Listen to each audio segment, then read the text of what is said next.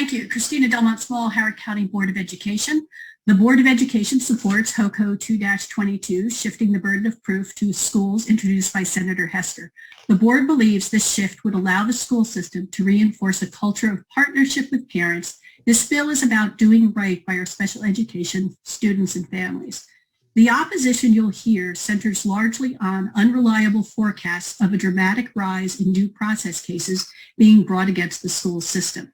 There's no data to support this claim. In fact, the Maryland Department of Legislative Services noted under HB 1489 from 2018, the last time this bill was introduced statewide, that after New Jersey's shift in 2008, there was an initial surge in the number of due process cases in the first year after enactment, but in the following 3 years, that number returned at or below levels prior to the change. They also noted a downward trend in cases following a shift in the law in New York in 2007.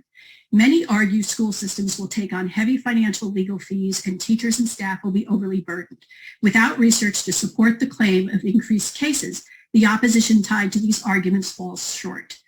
Misguided opposition also results from the decision made in the Supreme Court case under Schaefer v. Wiest. That ruling addressed the fact that because federal law is silent on the placement of the burden of proof in special education due process cases, the decision falls to the default rule for court proceedings, which in Maryland is the party seeking relief.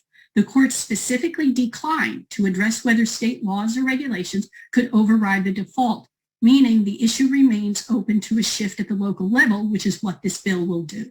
The Maryland Department of Legislative Services found 8 states with a statute or regulation placing the burden of proof on the public agency, and New Hampshire just passed a similar bill this past year. School systems hold the fundamental responsibility to provide a free and appropriate education under the Individuals with Disabilities Act. As such, staff already prepares for meetings with parents to support the individualized education plan developed by the school and has access to the data and expertise on a student's progress, the proof needed to show that appropriate services have been provided. Thank you.